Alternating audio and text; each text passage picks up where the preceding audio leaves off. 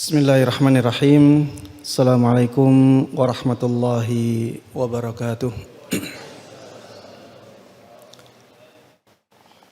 Innal hamdalillah nahmaduhu wa nasta'inuhu wa nastaghfiruh wa na'udzu billahi min shururi anfusina wa min sayyiati a'malina. May yahdihillahu fala mudilla lahu ومن يضلل فلا هادي له وأشهد أن لا إله إلا الله وحده لا شريك له وأشهد أن محمدا عبده ورسوله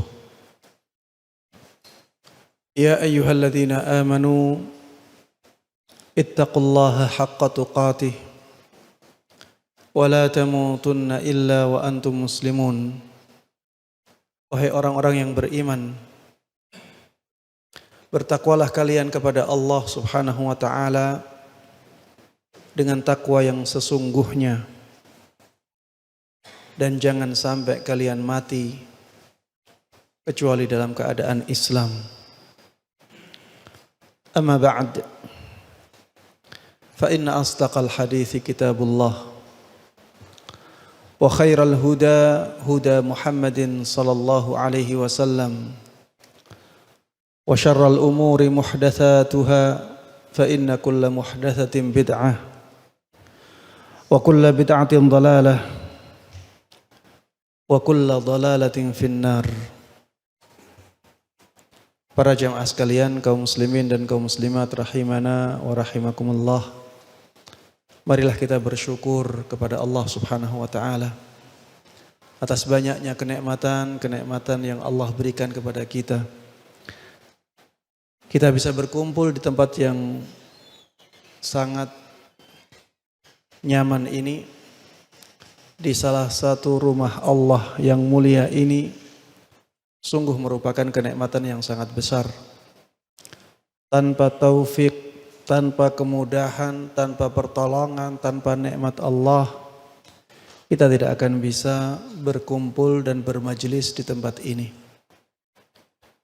Maka jamaah sekalian rahimana wa rahimakumullah, marilah bersyukur kepada Allah Subhanahu wa ta'ala, di antaranya dengan mengisi kehidupan atau menggunakan nikmat-nikmat yang Allah berikan ini untuk kebaikan-kebaikan. Sehingga nikmat yang Allah berikan ini terus dijaga oleh Allah ada pada kita, dan kita mendapatkan kenikmatan yang lainnya sebagaimana Allah janjikan, la in syakartum la azidannakum. Kalau kalian bersyukur, aku benar-benar akan memberikan tambahan untuk kalian. Jamaah sekalian rahimana rahimakumullah, tidak lupa salawat dan salam, begitu pula keberkahan dan kenikmatan, semoga selalu terlimpahkan dan tercurahkan kepada Nabi Agung Muhammad sallallahu alaihi wasallam, begitu pula kepada seluruh keluarga beliau, seluruh sahabat beliau, dan seluruh kaum muslimin yang mengikuti beliau dan para sahabatnya dengan baik hingga hari akhir nanti. Ikhwati wa akhwati fillah, a'azzanallahu wa iyyakum. Pada kesempatan kali ini kita akan membahas tema yang akan mengingatkan kita kepada kematian. Pada akhirnya semuanya akan mati. Tema tentang mengingat kematian seperti ini sangat bagus manfaatnya. Sangat besar manfaatnya untuk kita semuanya. Baik yang masih muda maupun yang sudah tua. Makanya Rasulullah sallallahu alaihi wasallam dahulu memerintahkan kita untuk mengingat kematian, bahkan memperbanyaknya.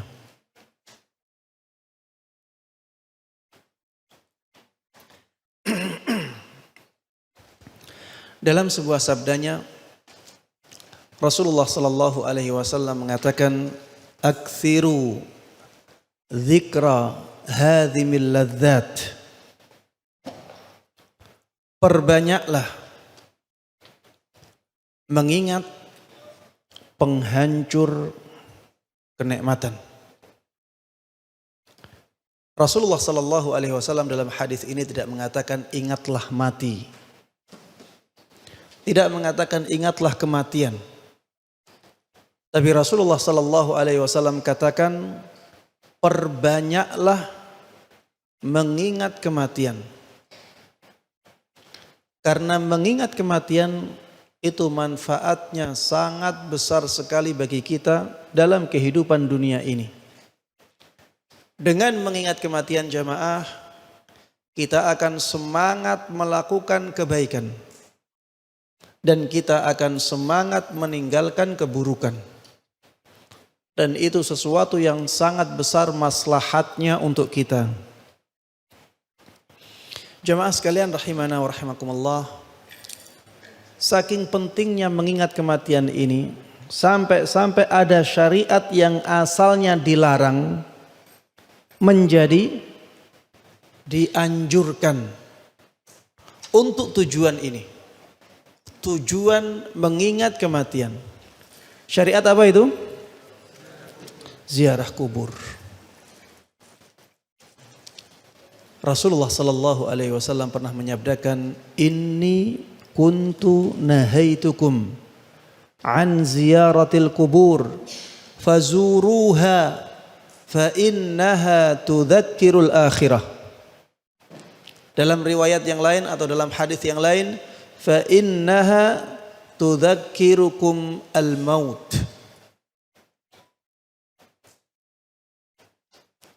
Sungguh aku dahulu pernah melarang kalian melakukan ziarah kubur.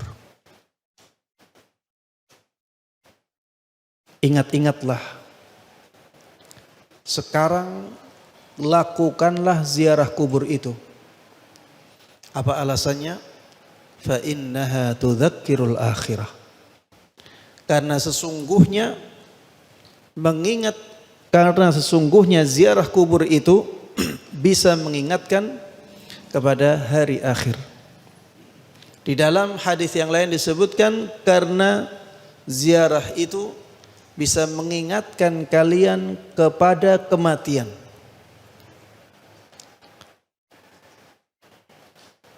Ini menunjukkan betapa pentingnya mengingat kematian. Makanya jamaah sekalian rahimana wa rahimakumullah, perbanyaklah ingat mati. Dan jadilah orang yang benar-benar mempersiapkan kematian itu dengan sebaik-baiknya. Di dalam sebuah hadis Rasulullah sallallahu alaihi wasallam pernah bersabda, "Afdalul mu'minina ahsanuhum khuluqa." Kaum mukminin yang paling mulia adalah yang paling baik akhlaknya. Wa aqyasuhum aktsaruhum lil mauti dzikra. Kaum mukminin yang paling cerdas adalah yang paling banyak mengingat kematian. Wa ahsanuhum lahu isti'dada ulaikal aqyas.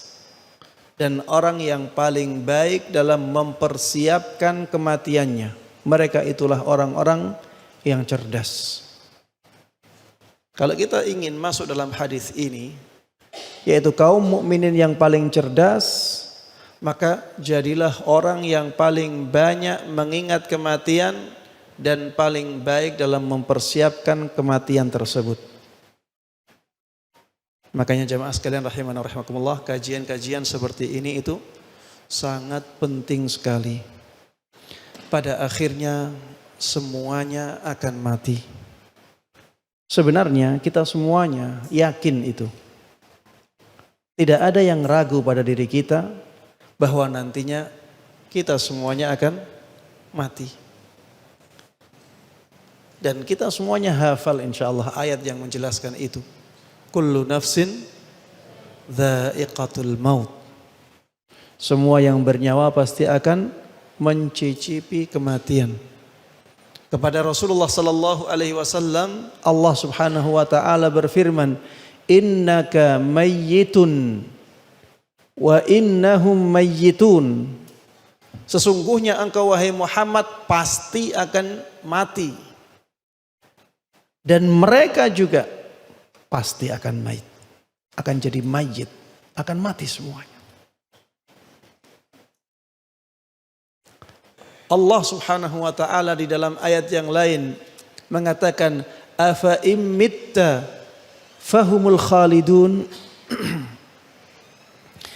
Apakah apabila engkau mati mereka tidak mati, mereka kekal? Semuanya jamaah akan merasakan kematian. Masya Allah, ini adik-adik dari mana ini?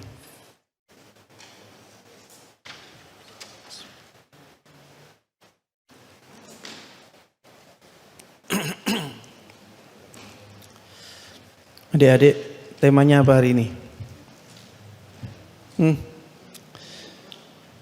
Semuanya akan merasakan kematian adik-adik. Taib. Jamaah sekalian rahimana wa rahimakumullah. Di dalam ayat yang lain Allah Subhanahu wa taala berfirman, "Aina ma takunu yudrikumul maut." Dimanapun kalian berada, kematian akan mendatangi kalian. Kematian akan menemui kalian. Semuanya akan mati. Tidak ada yang bisa selamat dari kematian ini. Tidak ada yang bisa menyelamatkan orang dari kematian. Apapun yang diusahakan oleh orang. Orang yang paling semangat, paling tinggi cita-citanya untuk hidup lama di dunia itu siapa? Orang-orang Yahudi. Orang-orang Yahudi disebutkan di dalam Al-Quran, yawaddu ahaduhum law yu'ammaru alfasana. Salah seorang dari mereka itu ingin kalau mereka bisa dikasih umur sampai 1000 tahun. Ini dijelaskan oleh Allah dengan sangat tegas di surat Al-Baqarah. Allah sedang menjelaskan tentang orang-orang Yahudi. Tapi tetap saja mereka tidak bisa hidup selama-lamanya di dunia. Bahkan saya belum pernah mendengar ada dari mereka ya setelah Rasulullah sallallahu alaihi wasallam diutus tentunya ya. Ada yang umurnya lebih dari 200 tahun. Wallahu a'lam apakah ada atau tidak ada. Tapi yang lebih dari 100 tahun ada. Tapi yang 200 tahun sampai sekarang saya belum pernah mendengarkan. Intinya sekuat apapun orang ingin hidup di dunia, itu tidak akan menyelamatkan dia dari kematian. Apakah dengan harta seseorang bisa selamat dari kematian? Tidak mungkin. Sebanyak apapun hartanya. Kalau harta bisa menyelamatkan seseorang dari kematian, tentunya Qarun akan hidup sampai saat ini. Qarun, hartanya sangat banyak sekali.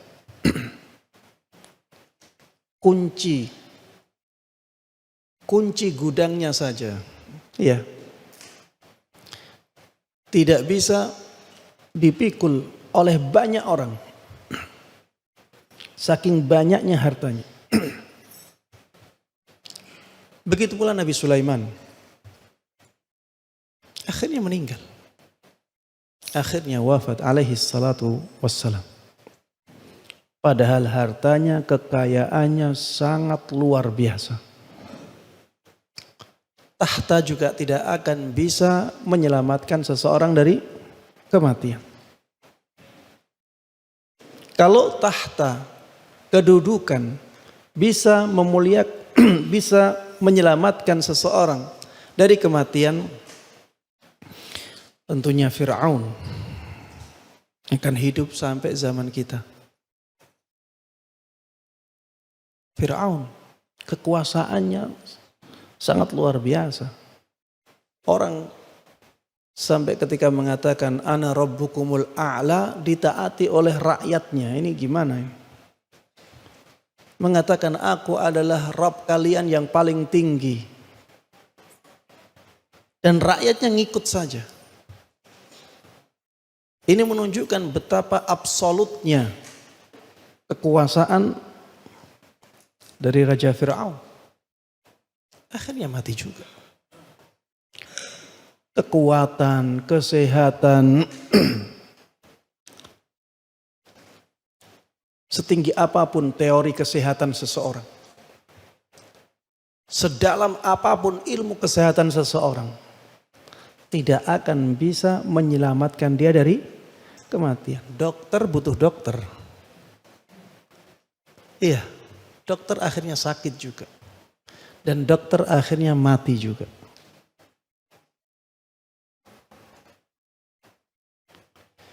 Jemaah sekalian rahimana wa rahimakumullah. Bahkan kemuliaan seseorang di sisi Allah tidak akan menyelamatkannya dari kematian. Kemuliaan seseorang di sisi Allah tidak akan menyelamatkan seseorang dari kematian. Rasulullah sallallahu alaihi wasallam manusia yang paling mulia, akhirnya wafat sallallahu alaihi wasallam. Malaikat Jibril akhirnya wafat tidak? Ayo, ada yang tahu? Malaikat Jibril akhirnya meninggal tidak? Meninggal juga.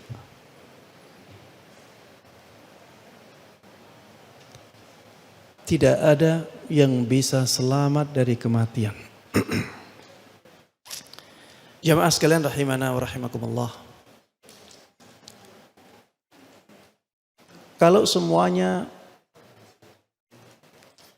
akan meninggal, semuanya akan mati, maka yang paling penting untuk kita pikirkan saat ini adalah bagaimana kita bisa mati dengan baik. Karena kita sudah tidak mungkin melarikan diri dari kematian ini. Bagaimana kita bisa meninggal dalam keadaan husnul khatimah? Ini yang harusnya menjadi cita-cita kita semuanya. Husnul khatimah. Meninggal dengan penutup yang baik. Meninggalkan dunia dengan amalan yang mulia. Jamaah sekalian rahimana wa rahimakumullah. Kalau kita ingin husnul khatimah, maka kita harus punya usaha.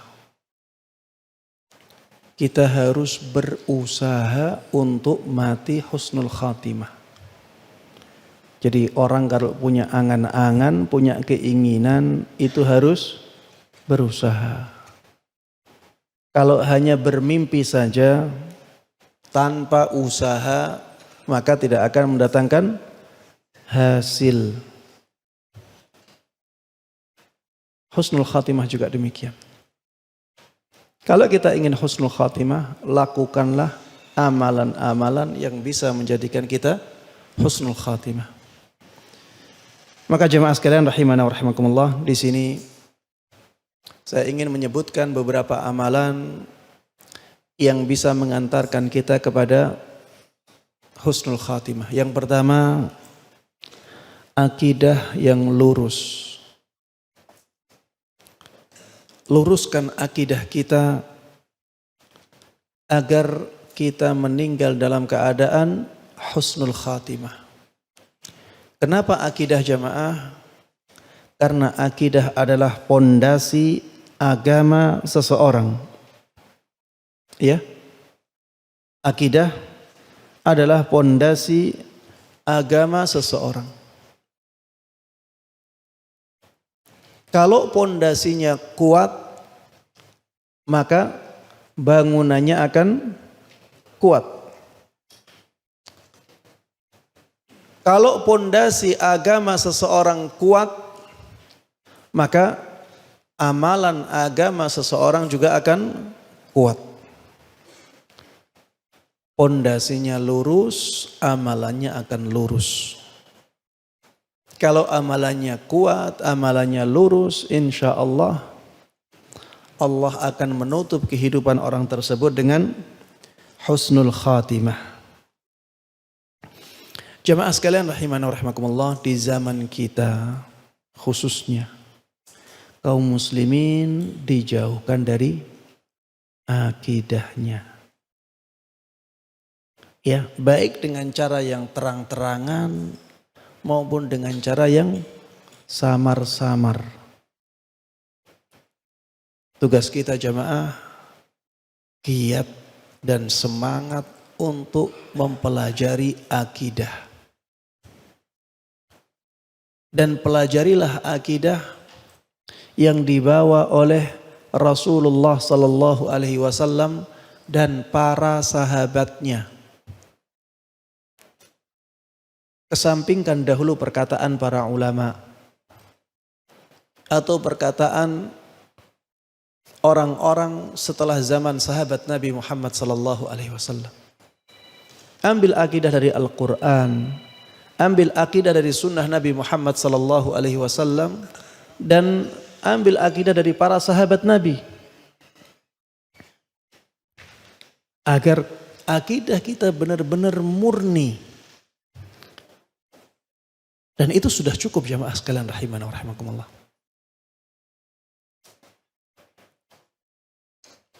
Kalau akidah kita menyimpang, amalan kita pasti akan banyak yang menyimpang.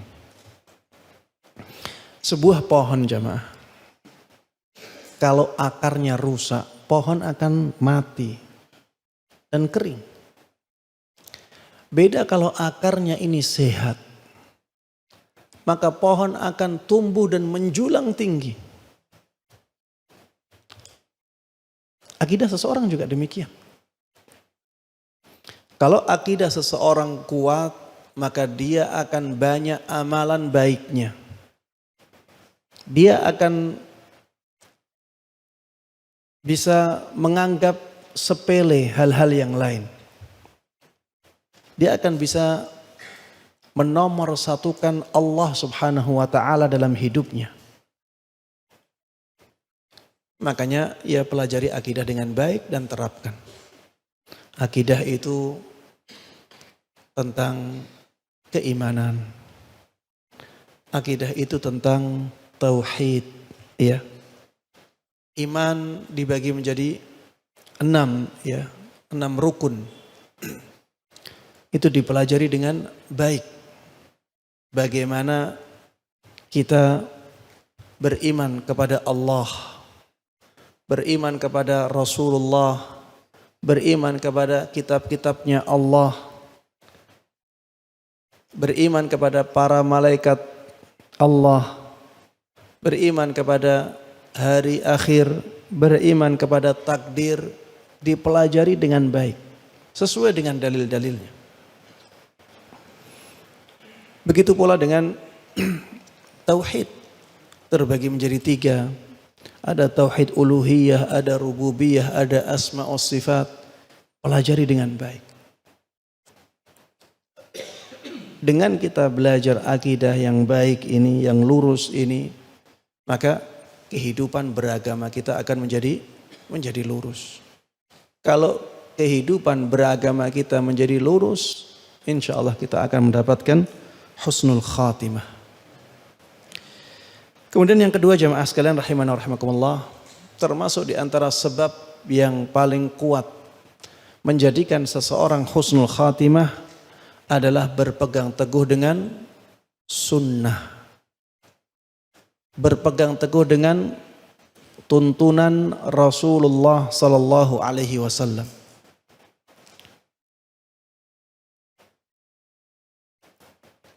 Allah Subhanahu wa taala di dalam Al-Qur'an mengatakan, "Wa may yuti'illaha war rasul faulaika ma'al ladzina an'ama Allahu 'alaihim minan nabiyyin was-siddiqin wasyuhada'i was-salihin wa hasuna ulaika rafiqa." Barang siapa yang taat kepada Allah dan taat kepada Rasulnya, mereka itulah orang-orang yang akan bersama dengan orang-orang yang dikasih nikmat oleh Allah. Dari para nabi, para siddiqin, para syuhada, dan para salihin. Orang yang taat kepada Allah dan Rasulnya, dia berpegang teguh dengan sunnah Nabi Muhammad sallallahu alaihi wasallam. Orang yang berpegang teguh dengan sunnah, dia pasti taat kepada Allah. Dia pasti taat kepada Rasulullah sallallahu alaihi wasallam. Mereka adalah orang-orang yang akan bersama dengan orang-orang yang dikasih nikmat oleh Allah. Dari para nabi, para siddiqin, para syuhada, dan para salihin. Orang yang seperti ini adalah orang-orang yang husnul khatimah. Bersama para nabi, gimana tidak husnul khatimah? Bersama para syuhada, bagaimana tidak husnul khatimah? Bersama para salihin, bagaimana orang yang seperti ini tidak husnul khatimah? Maka jamaah sekalian rahimana wa rahimakumullah, pelajari sunnah Nabi. Sunnah Nabi itu apa Ustaz? Sunnah Nabi itu tuntunan Rasulullah sallallahu alaihi wasallam. Bagaimana Rasulullah sallallahu alaihi wasallam salat, pelajari. Bagaimana Rasulullah sallallahu alaihi wasallam berpuasa, pelajari. Bagaimana Rasulullah sallallahu alaihi wasallam berhaji, pelajari. Bagaimana Rasulullah sallallahu alaihi wasallam berzikir, dipelajari. Ya, pelajari dengan baik sunnah-sunnah Rasulullah sallallahu alaihi wasallam. Bagaimana adabnya Rasulullah? Bagaimana akhlaknya beliau? Sunnah-sunnah ini mencakup seluruh sisi kehidupan manusia.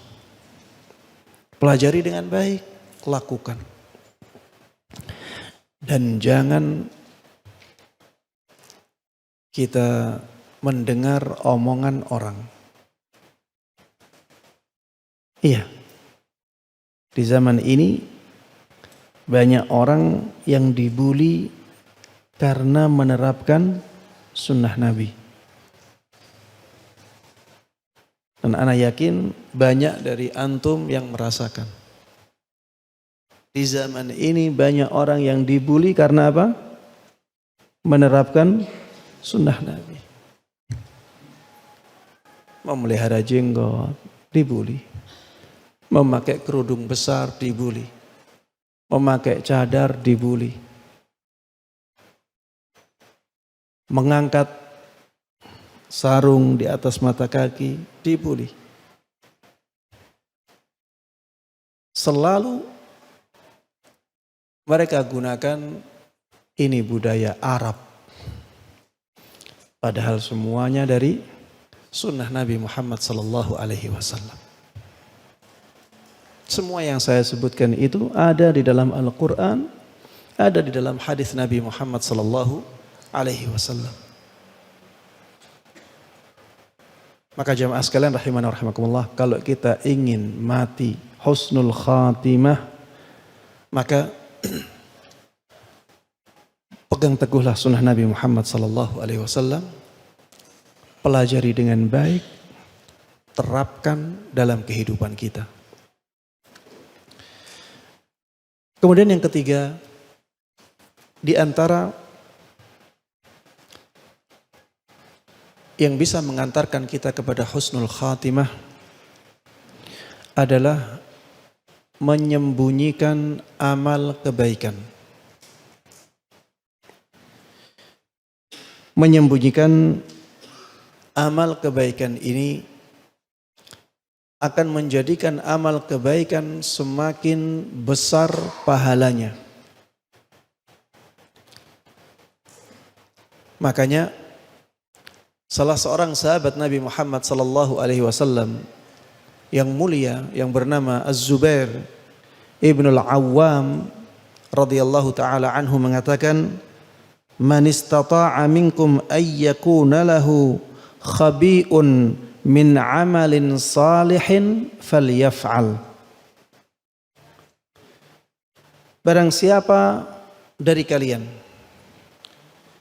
yang bisa memiliki amal baik yang tersembunyi, maka lakukanlah. Barang siapa dari kalian yang bisa punya amalan baik yang disembunyikan, maka lakukanlah. Kenapa amalan yang disembunyikan ini menjadi sesuatu yang istimewa jamaah? Kenapa? Ada yang tahu jawabannya? Karena keikhlasannya biasanya lebih tinggi. Keikhlasannya biasanya lebih tinggi. Makanya Rasulullah sallallahu alaihi wasallam mengatakan, salat yang paling afdal setelah salat fardu itu apa? Salat malam. Kenapa? Karena salat malam itu biasanya dilakukan secara sembunyi-sembunyi. Iya, orang tidak tahu. Orang tidak tahu. Biasanya salat malam dalam keadaan orang-orang masih pada tidur. Makanya menjadi ibadah yang sangat istimewa. Sedekah juga demikian jemaah. Sedekah itu kalau kita sembunyikan pahalanya sangat istimewa. In tubdus sadaqati fa ni'ammahi wa in tukhfuha wa tu'tuha al-fuqara fa huwa khairul lakum. Apabila kalian menampakkan sedekah-sedekah kalian, maka itu kebaikan. Tapi kalau kalian sembunyikan sedekah-sedekah itu dan kalian berikan kepada orang-orang fakir, itu menjadi lebih baik untuk kalian. Bahkan Rasulullah sallallahu alaihi wasallam menyebutkan di antara 7 golongan yang mendapatkan naungan istimewa dari Allah di hari kiamat nanti adalah orang yang bersedekah dan dia sembunyikan sedekahnya sampai-sampai tangan kirinya tidak tahu apa yang disedekahkan oleh tangan kanannya. Ini saking hebatnya orang ini menyembunyikan sedekahnya. Dan alhamdulillah ya di zaman ini sudah mulai ya tumbuh sunnah ini. Seringkali orang donasi tulisannya hamba Allah. Ya, tidak menyebutkan nama. Ini termasuk di antara menyembunyikan sedekah. Termasuk di antara cara menyembunyikan sedekah dengan tidak menyebutkan nama. Hamba Allah, semuanya hamba Allah. Ini lebih afdal. Ini lebih utama, lebih istimewa daripada kita sebutkan nama. Walaupun kalau disebutkan nama juga tidak ada masalah. Allah katakan fani'immahi. Itu baik. Tapi kalau disembunyikan lebih baik lagi. Zikir jamaah. Zikir. Kalau disembunyikan luar biasa. Walaupun kita boleh berzikir dengan kita tampakkan di hadapan banyak orang, tidak ada masalah. Selama niatnya masih ikhlas. Tapi kalau disembunyikan menjadi amalan yang istimewa. Makanya di antara 7 golongan lagi yang mendapatkan naungan istimewa di hari kiamat nanti, kata Rasulullah sallallahu alaihi wasallam, orang yang berzikir saat sendiri sampai akhirnya dia menangis. Wa rajulun dzakarallaha khaliyan fafadat ainah. Ini menunjukkan ya bahwa ketika suatu amalan kebaikan disembunyikan, maka pahalanya bisa menjadi semakin istimewa. Coba tanya diri masing-masing, apakah sudah punya amalan yang disembunyikan? Apakah sudah punya amalan kebaikan yang tidak dilihat oleh orang lain? Alhamdulillah di zaman ini kita banyak dianjurkan untuk memakai masker ya. Ini bisa untuk menyembunyikan amalan. Amalan apa jemaah? Amalan zikir. Pakai masker, kita baca zikir. Tidak dilihat oleh orang. Termasuk di antara yang menunjukkan hal ini puasa. Puasa itu menjadi sangat istimewa pahalanya karena tidak diketahui oleh orang. Anak sekarang tidak tahu siapa yang berpuasa.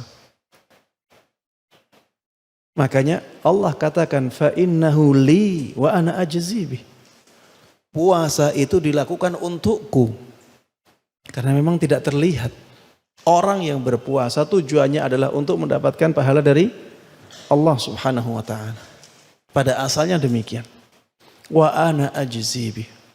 Maka aku yang akan memberikan pahala untuk amalan tersebut. Jemaah sekalian rahimana wa rahimakumullah, intinya agar kita mendapatkan husnul khatimah, perbanyaklah amalan-amalan yang disembunyikan. Di zaman medsos ini menyembunyikan amalan semakin susah. Berangkat umrah, foto-foto. Iya, ustadz-ustadznya pun ikut difoto. Jadi ustadznya semakin susah juga. Ya, ujian di zaman ini. Mudah-mudahan mereka yang demikian masih bisa menjaga keikhlasannya. Mudah-mudahan maksudnya adalah untuk memberikan semangat kepada teman-temannya. Tapi jamaah, jelas ini godaan yang besar. Di zaman kita ini, salat malam ya bisa dibuat status. Iya. Sungguh nikmatnya bermunajat kepada Rabb di tengah malam. Iya, jadi kelihatan semuanya. Manusia di zaman ini menjadi sulit untuk bersabar dalam menyembunyikan amalan baiknya. Maka jangan ikut-ikutan ya, jangan latah. Jangan latah. Ingat resiko kita menampakkan amal-amal kebaikan kita. Resiko tidak ikhlas sangat besar.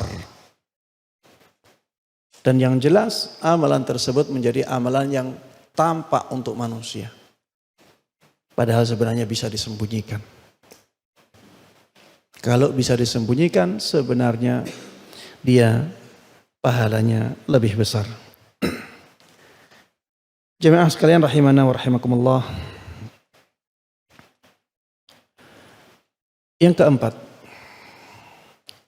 termasuk di antara sebab husnul khatimah adalah berbuat baik kepada manusia dan menjauhi kezaliman kepada mereka.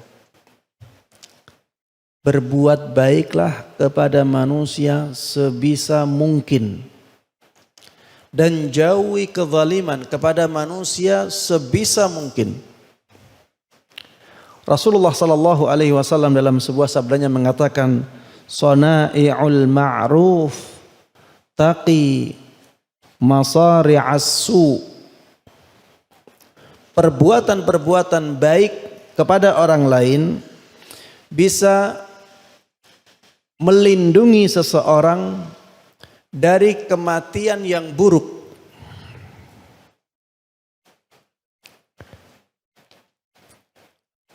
Perbuatan-perbuatan baik kepada orang lain bisa melindungi seseorang dari kematian yang su'ul khatimah.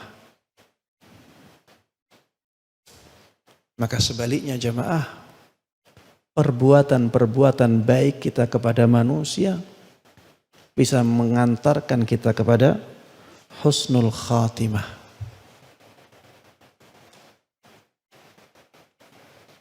Perbuatan baik kepada orang lain bisa dengan harta, tapi tidak harus dengan harta.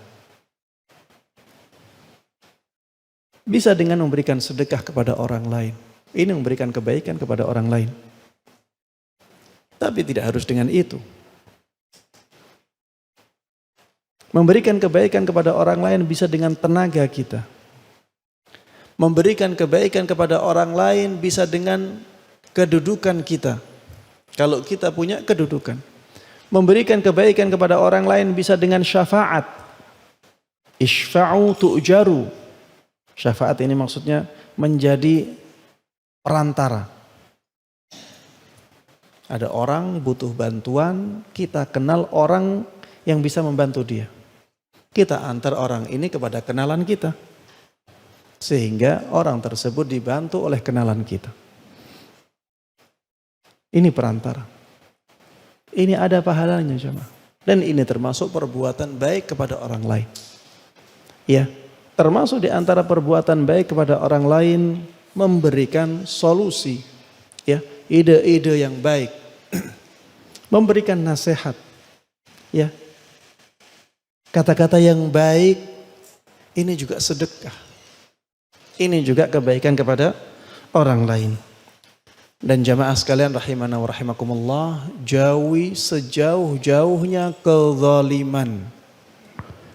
Saking buruknya kezaliman jamaah, sampai-sampai Allah bisa mengabulkan doa orang yang tidak beriman kepadanya karena kezaliman. Ittaqi da'watal mazlum fa innahu laisa bainahu wa bainallahi hijab. Takutlah kepada doanya orang yang zalim, karena tidak ada hijab antara dia dengan Allah Subhanahu wa taala. Tidak ada hijab antara dia dengan Allah Subhanahu wa taala. Kalau misalnya ada orang yang kafir, ya, di luar Islam, misalnya orang ahlul kitab, kita zalimi, dia berdoa kepada Allah, bisa jadi doanya mustajab jemaah. Ini menunjukkan betapa buruknya kezaliman.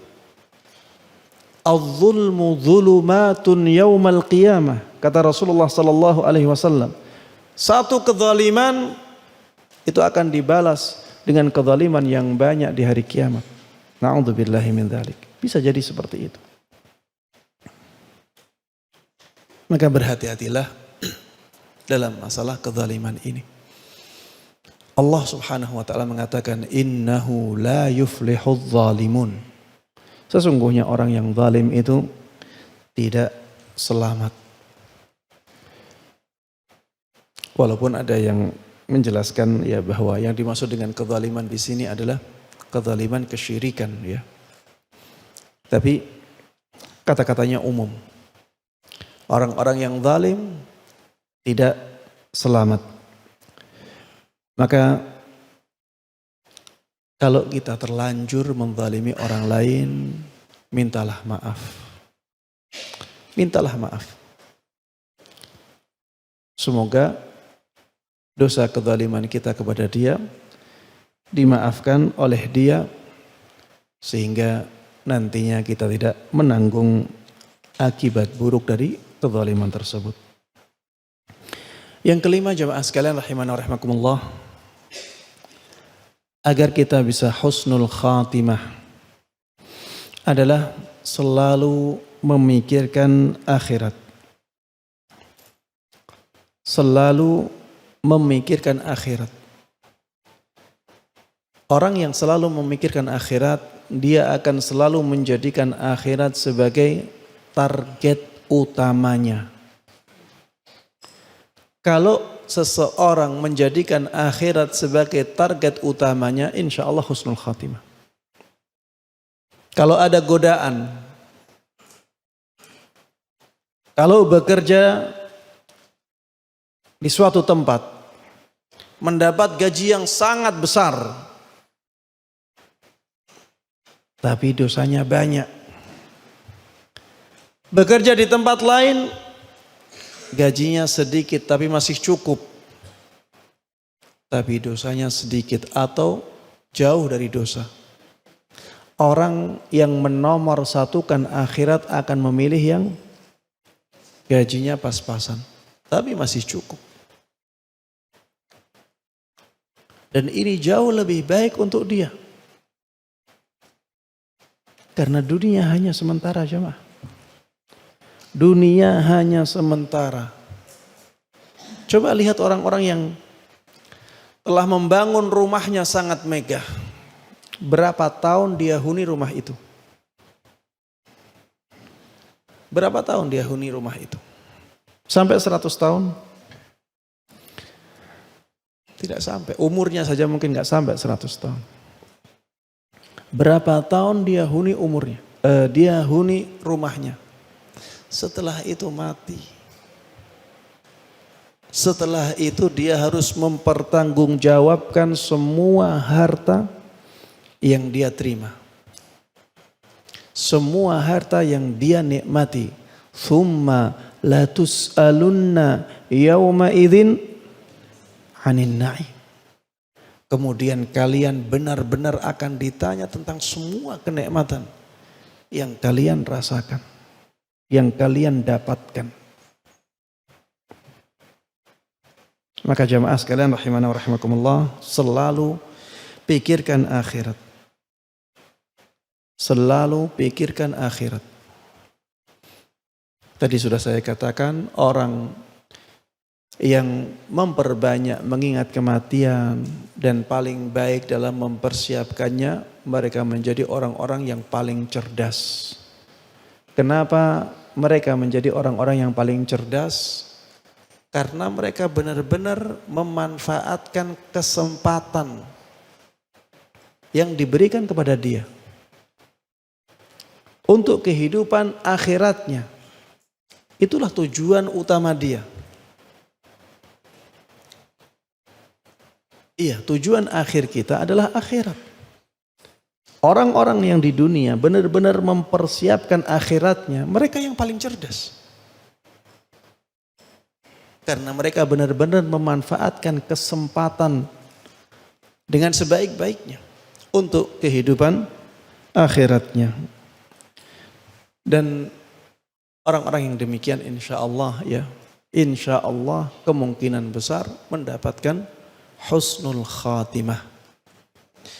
Kemudian yang keenam, termasuk di antara sebab husnul khatimah adalah berteman dengan orang saleh. Berteman dengan teman yang baik. Ya, cari teman dekat yang baik. Mencari teman dekat yang baik, ini ada pahalanya. Dan ada keutamaannya. Termasuk di antara 7 golongan yang mendapatkan naungan istimewa dari Allah di hari kiamat nanti. Warajulani tahabba fillah ijtama'a alaihi wa tafarraqa alaihi. 2 orang yang saling mencintai karena Allah. Bertemu karena Allah, berpisah karena Allah. Kalau kita punya teman-teman yang baik, apalagi menjadi teman dekat, maka kita akan mendapatkan keutamaan ini. Teman dekat yang baik akan mengingatkan kita kepada kebaikan. Kalau kita salah, dia akan mengingatkan. Kalau kita futur, dia akan memberikan semangat kebaikan. Futur maksudnya lemah, ya, lagi hilang semangat untuk melakukan kebaikan atau lagi turun drastis, terjun bebas. Kalau kita punya teman-teman yang baik, teman-teman yang saleh, dia akan mengingatkan kita. Jamaah sekalian rahimana rahimakumullah. Disebutkan dalam Sahih Bukhari dari sahabat Anas ibn Malik radhiyallahu taala anhu. Beliau mengatakan, kana gulamun Yahudi yakhdimun Nabiyya sallallahu alaihi wasallam. Dulu ada seorang anak kecil yang beragama Yahudi menjadi pelayan Nabi Muhammad sallallahu alaihi wasallam. Menjadi siapa? Menjadi apa? Pelayan. Pelayannya siapa? Rasulullah sallallahu alaihi wasallam. Agamanya apa? Yahudi. Ini di Sahih Bukhari jamaah. Rasulullah sallallahu alaihi wasallam punya pelayan anak kecil ya. Agamanya Yahudi. Famarida. Anak ini akhirnya sakit. Fa'atahu an-nabiy sallallahu alaihi wasallam ya'uduhu.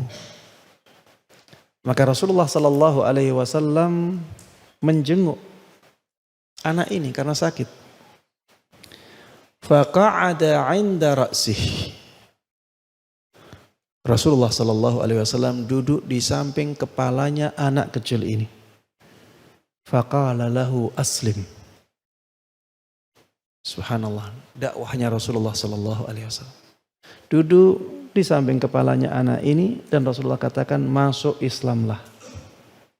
Masuk Islamlah. Karena anak ini sudah tahu Islam dari Rasulullah sallallahu alaihi wasallam, menjadi pelayan Rasulullah sallallahu alaihi wasallam. Fanadhara ila abih wa huwa 'indah. Maka anak kecil ini karena ada ayahnya, dia melihat kepada ayahnya.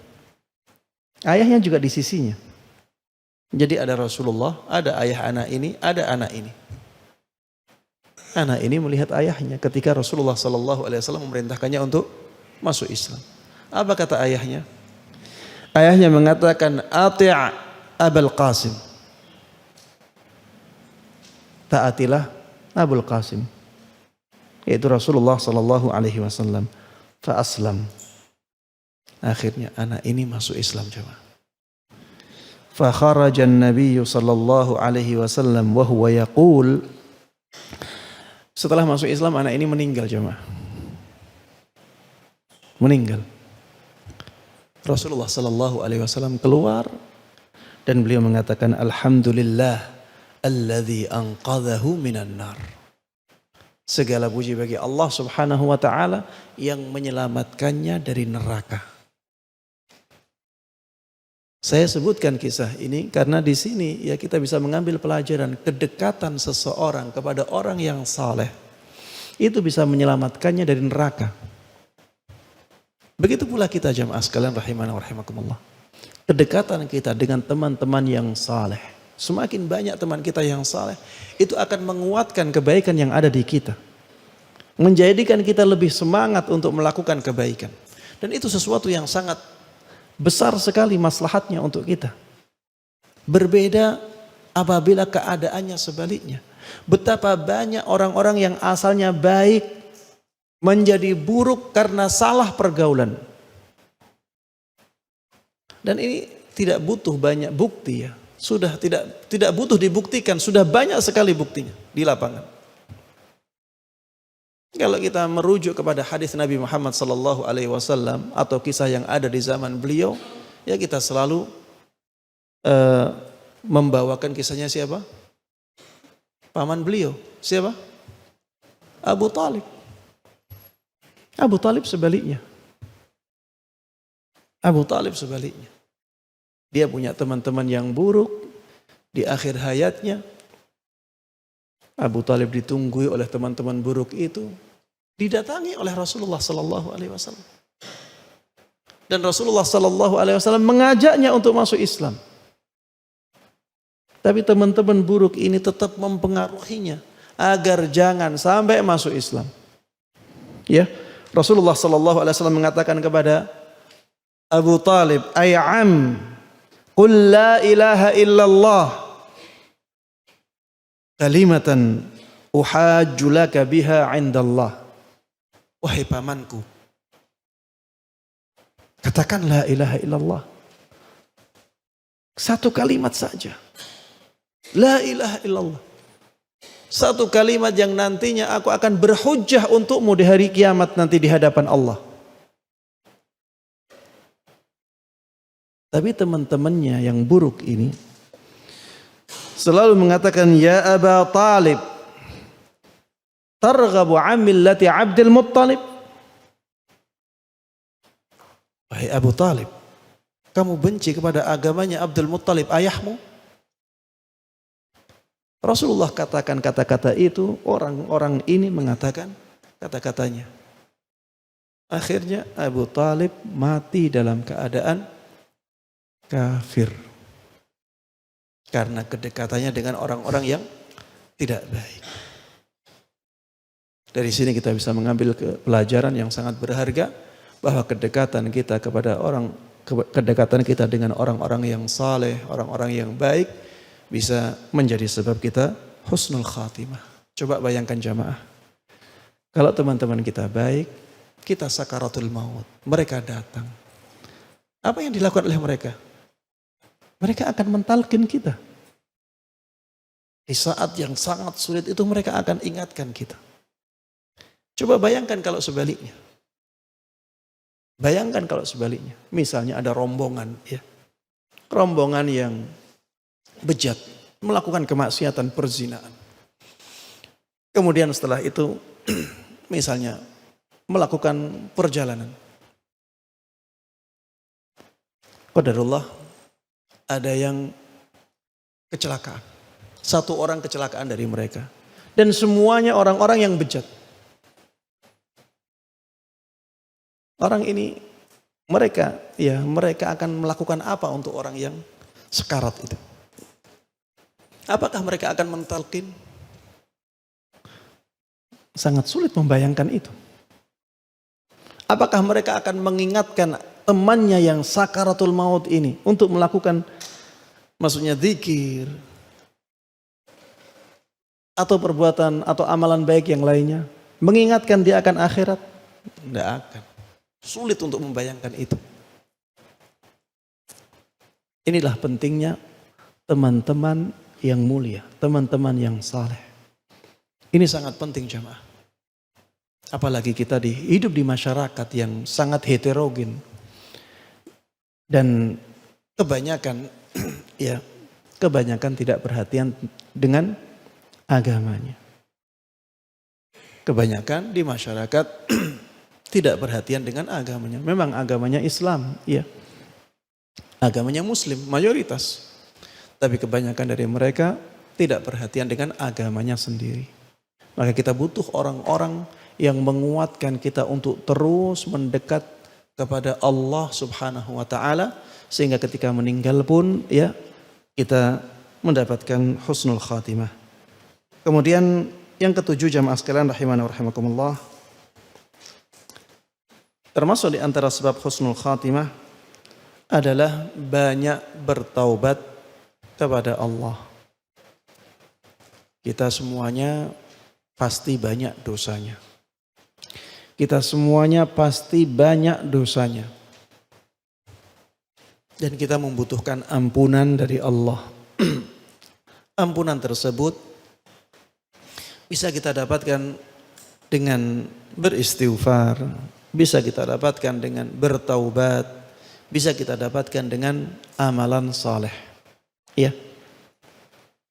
Jadi dihapusnya dosa itu bisa dengan istighfar. Bisa dengan taubat, bisa dengan amalan saleh. Amalan saleh itu bisa menghilangkan dosa juga. Yang saya ingin sampaikan di sini adalah taubat. Banyaklah bertaubat kepada Allah Subhanahu wa taala sehingga ya dosa-dosa kita diampuni olehnya. Kalau dosa-dosa kita diampuni oleh Allah Subhanahu wa taala, maka Allah Subhanahu wa taala akan menutup kehidupan kita dengan kehidupan yang dengan penutup yang baik. Di dalam Al-Qur'an Allah Subhanahu wa taala berfirman, "Ya ayyuhalladzina amanu tubu ilallahi taubatan nasuha asa rabbukum ayyukaffira ankum sayyiatikum wa yudkhilakum jannatin tajri min tahtihal anhar. Wahai orang-orang yang beriman, bertaubatlah kalian dengan taubat yang nasuha, taubat yang sesungguhnya, agar Rabb kalian mengampuni keburukan-keburukan kalian dan memasukkan kalian ke surga, surga ke taman-taman yang berjalan di bawahnya sungai, yang mengalir tidak di bawahnya sungai-sungai.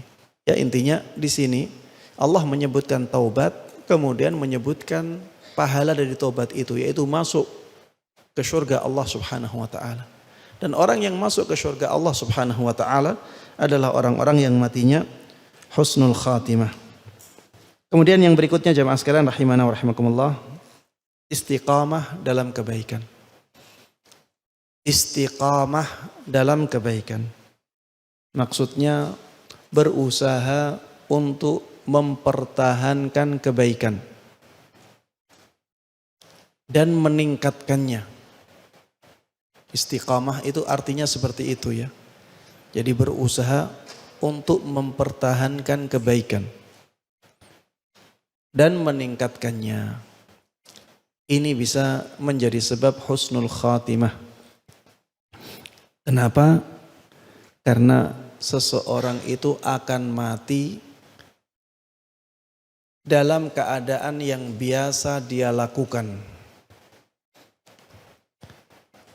Orang itu mati dengan kebiasaannya. Kebiasaannya mabuk-mabukan, kemungkinan besar mati dalam keadaan mabuk-mabukan. Kebiasaannya bermain musik, kemungkinannya mati dalam keadaan bermain musik. Kebiasaannya berzina, maka juga demikian. Kemungkinan besar meninggal dalam keadaan seperti itu. Na'udzubillahi min dzalik. Orang yang kebiasaannya melakukan amal-amal saleh, maka kemungkinan besar matinya juga akan dalam keadaan yang seperti itu, melakukan amalan-amalan saleh. Husnul khatimah, itulah istiqamah dalam kebaikan. Bisa mengantarkan seseorang ke dalam husnul khatimah. Bisa mengantarkan seseorang kepada husnul khatimah. Di dalam Al-Quran Allah Subhanahu wa ta'ala menjelaskan di surat Fussilat ayat 30, innal ladzina qalu rabbunallah thumma istaqamu tatanazzalu alaihimul malaikatu alla takhafu wa la tahzanu wa abshiru bil jannati allati kuntum tu'adun. Sesungguhnya orang-orang yang mengatakan Rabbunallah, Rabb kami adalah Allah. Di dalam bahasa Arab ya, perkataan itu bisa untuk menyebutkan amalan juga. Ya. Perkataan itu bisa menyebutkan amalan juga. Ya, seperti ketika para ulama menjelaskan man kana akhiru kalami la ilaha illallah dakhalal jannah.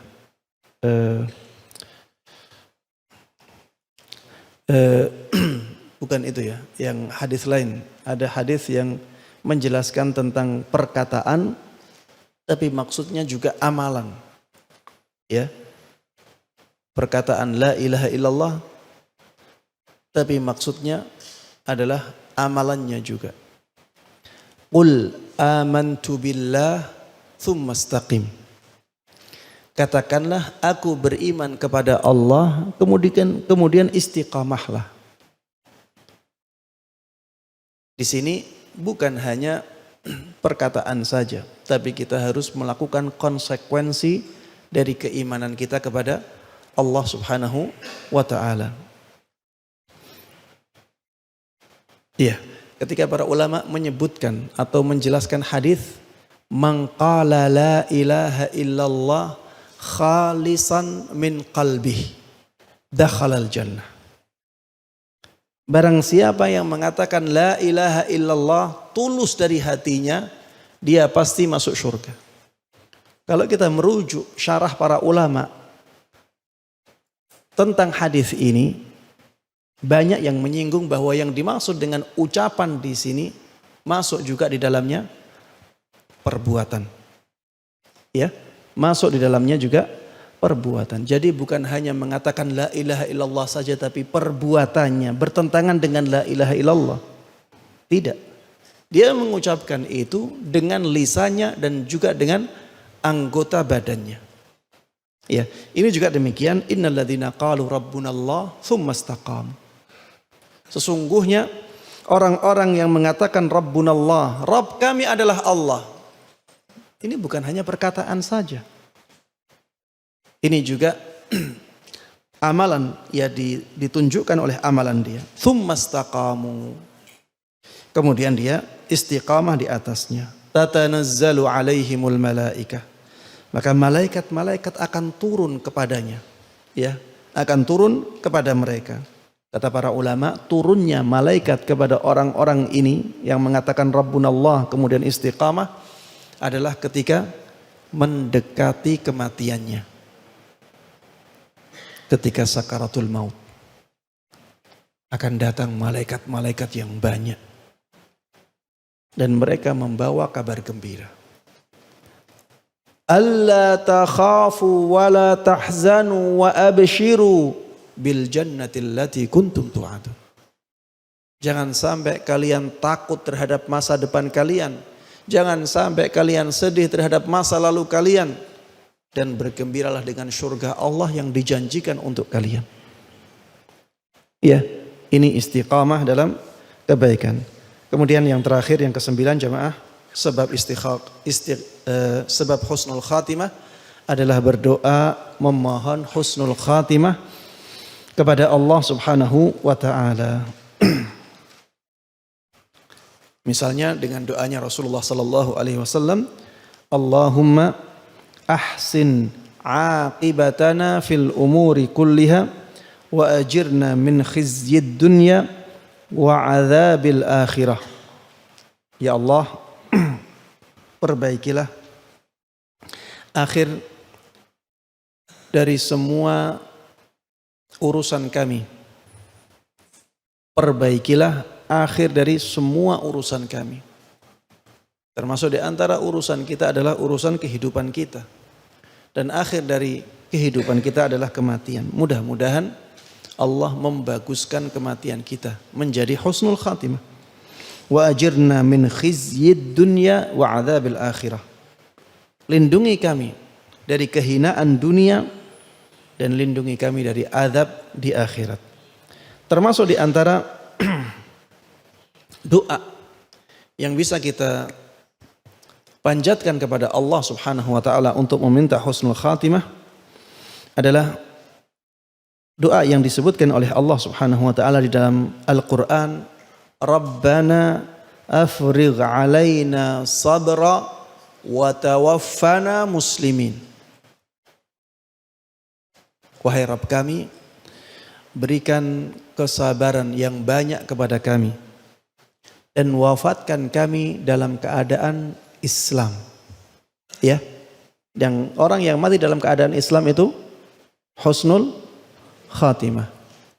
Rabbana afrigh alaina sabra wa tawaffana muslimin. Kemudian juga ada doa di surat Al-Imran. Ini juga intinya adalah meminta husnul khatimah. Surat Al-Imran ayat 193. Rabbana innana sami'na munadiyan yunadi lil imani an aminu bi rabbikum fa amanna. Wahai Rabb kami, sungguh kami telah mendengar orang yang mengajak untuk beriman. Dan kami pun beriman. Rabbana faghfir lana dzunubana. Wahai Rabb kami, maafkan dosa-dosa kami. Wa kaffir 'anna sayyi'atina. Dan hapuskan kejelekan-kejelekan kami. Wa tawaffana ma'al abrar. Wafatkan kami bersama orang-orang yang baik. Wafatkan kami bersama orang-orang yang baik. Ya, ini doa ya untuk husnul khatimah. Atau kalau ingin sederhana ya kita nggak bisa bahasa Arab ya minta kepada Allah, ya Allah yang maha penyayang, wafatkan kami, wafatkan aku dalam husnul khatimah. Ya itu juga bisa ya. Intinya berdoa kepada Allah Subhanahu wa taala agar Allah memberikan kita husnul khatimah, dan ini merupakan anugerah yang sangat besar ya apabila kita mendapatkannya. Demikian jamaah sekalian rahimana rahimakumullah yang bisa Anda sampaikan dalam kesempatan kali ini, mudah-mudahan bermanfaat dan Allah berkahi. Amin amin ya rabbal alamin. Wa sallallahu wasallam wa baraka ala nabiyyina Muhammadin wa ala alihi wa sahbihi wa man tabi'ahum bi ihsanin ila yaumiddin. Wa subhanakallahumma wa bihamdika asyhadu an la ilaha illa anta astaghfiruka wa atubu ilaik. Wassalamualaikum warahmatullahi wabarakatuh. Enggak usah pertanyaan ya. Apa harus ada pertanyaan? Baik. Silahkan yang mau bertanya.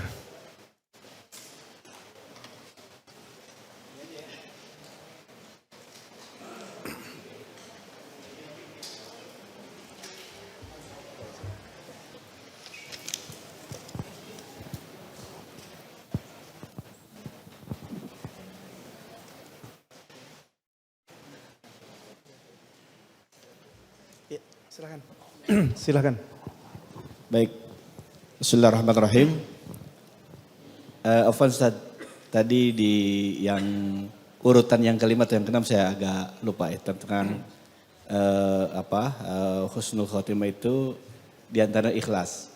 Artinya bahwa mau tidak mau, suka tidak suka, sekarang dengan adanya sosial media itu adalah menggiring kita kepada hal-hal yang sesungguhnya ya ingin dipuji atau apapun lah namanya. Ya. Termasuk mungkin diantaranya pelakunya saya. Karena begini, dalam artian saya tidak atau kami tidak bermaksud untuk dipuji atau bagian, tapi adalah edukasi. Dimana mohon maaf kami punya rombongan kira-kira 5 juta lebih tunanetra muslim di Indonesia. Ya, yang notabene-nya adalah kami ingin mengajak agar tunanetra muslim itu mampu membaca Al-Quran Braille.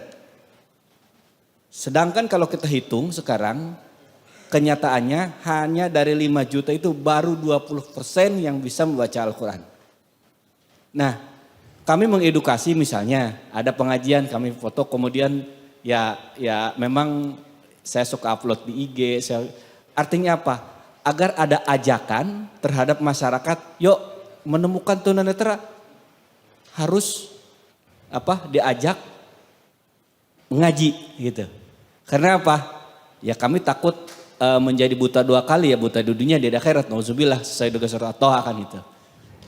Nah, yang kedua, kalau saya perhatikan, saya sering keliling ke daerah, banyak teman-teman kami tunanetra muslim, tapi tidak diperhatikan oleh para ustadz atau oleh siapapun pada lingkungan. Sehingga mohon maaf, ketika kami tes dalam adegan sholat, ada yang ngangkat tangannya kemana-mana. Itu artinya apa? Kewajiban kita, kami ingin mengedukasi itu. Nah, bagaimana dengan itu supaya kami tidak salah gitu ya. Karena sekarang yang lebih cepat adalah edukasinya adalah memakai sosial media. Afwan, terima kasih. Assalamualaikum warahmatullahi wabarakatuh. Assalamualaikum warahmatullahi wabarakatuh. Iya, jamaah sekalian rahimana rahimakumullah.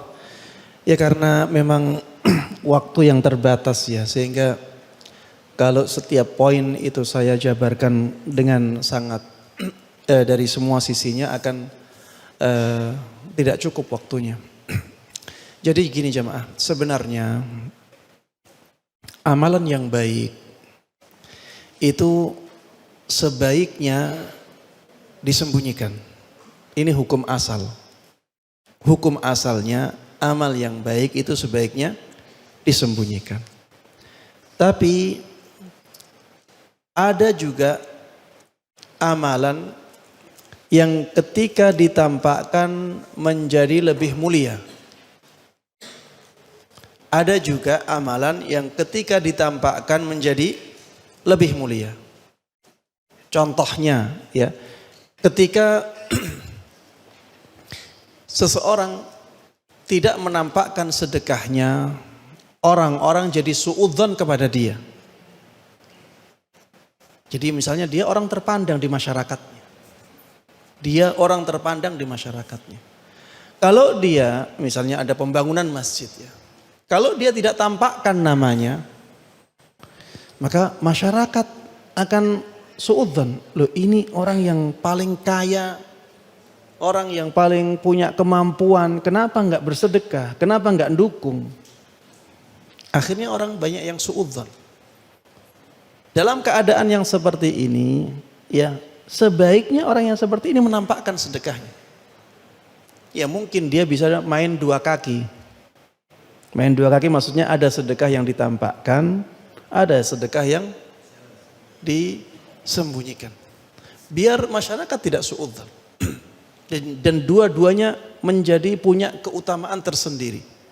Yang ditampakkan lebih utama karena bisa menghindarkan masyarakat dari suudzon tersebut. Ya, menghindarkan masyarakat dari perbuatan suudzon, menghindarkan dia dari tuduhan yang tidak baik. Yang tersembunyi kembali ke hukum asalnya. Ya. Ada juga ya, kalau dia bersedekah atau melakukan kebaikan, orang lain menjadi semangat melakukan kebaikan. Ini juga sebaiknya ditampakkan. Misalnya ya, ada kegiatan yang baik ya. Misalnya menyantuni anak yatim. Menyantuni atau membantu tunanetra misalnya. Kalau tidak ada nama orang besar, maka orang-orang tidak semangat untuk membantu.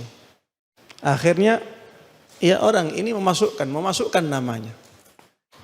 Bahwa termasuk di antara yang menjadi pelopor kegiatan ini adalah si fulan yang namanya sudah besar. Orang-orang akhirnya percaya dan membantu kegiatan ini.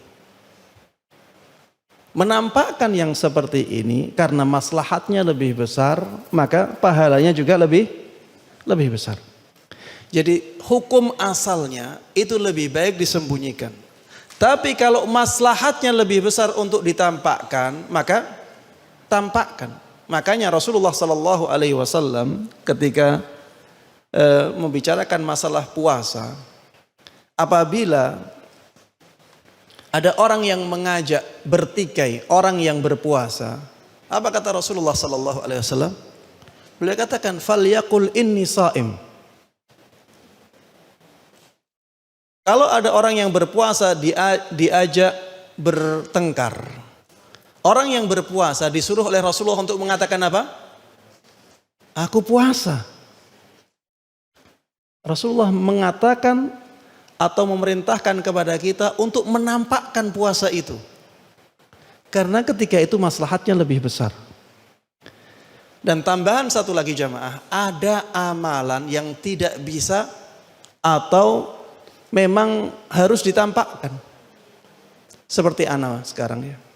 Ana sekarang menyampaikan ceramah. Apakah ana bisa menyembunyikan ceramah ini? Kalau ana sembunyikan bagaimana? Khatib Jum'ah misalnya. Khutbah Jum'ah itu kalau disembunyikan bagaimana? Tidak bisa. Ada amalan-amalan yang seperti ini. Orang yang adzan memang untuk disiarkan agar orang-orang dengar adzan. Ada amalan-amalan yang seperti ini. Termasuk diantaranya tadi yang disebutkan ya, agar orang-orang tahu. Ya, itu berarti berdakwah di situ. Dan berdakwah itu memang untuk disiarkan. Kalau dakwah tidak disiarkan, ya, maka siapa yang akan mendengar nanti? Siapa yang akan tahu? Ya, jadi sebenarnya secara penjelasan secara komprehensif seperti itu ya. Jadi tidak semua yang baik itu harus disembunyikan. Tapi pada asalnya seperti itu. Pada asalnya amalan yang baik itu sebaiknya disembunyikan. Kecuali kalau maslahatnya lebih besar untuk ditampakkan, maka tampakkan. Dan di sana ada amalan-amalan yang memang untuk ditampakkan, bukan untuk disembunyikan. Sehingga jangan sampai nanti ada orang yang keluar dari kajian ini mengatakan, ana sholat di rumah sajalah, sembunyi-sembunyi. Saya tidak mau sholat berjamaah di masjid karena dilihat oleh banyak orang. Tidak bisa jemaah. Itu memang sholat di masjid itu memang biar dilihat orang. Biar orang-orang melihat bahwa masjidnya itu hidup ya. Banyak orang yang ke masjid. Memang itu untuk dilihat orang. Ya. Jadi ada amalan-amalan yang seperti ini bukan tidak masuk pembahasan kita. Pembahasan kita adalah amalan-amalan yang bisa disembunyikan, maka pada asalnya lebih baik disembunyikan. Tapi kalau maslahatnya lebih besar untuk ditampakkan, maka lebih baik ditampakkan. Wallahu taala a'lam. Baik, di sini ada pertanyaan, bagaimana anak seorang Nasrani yang berumur balita yang sudah dibaptis kemudian mati? Apakah anak tersebut mengikuti agama orang tuanya dan kekal di neraka? Jawabannya tidak. Ya, balita itu belum mukallaf. Ya, balita itu belum mukallaf. Jadi dia nanti di akhirat diuji oleh Allah. Ada ujiannya. Ini pendapat yang ana sebutkan yang paling rajih saja ya, yang saya lihat paling rajih. Nanti di akhirat dia diuji oleh Allah Subhanahu wa taala. Ya.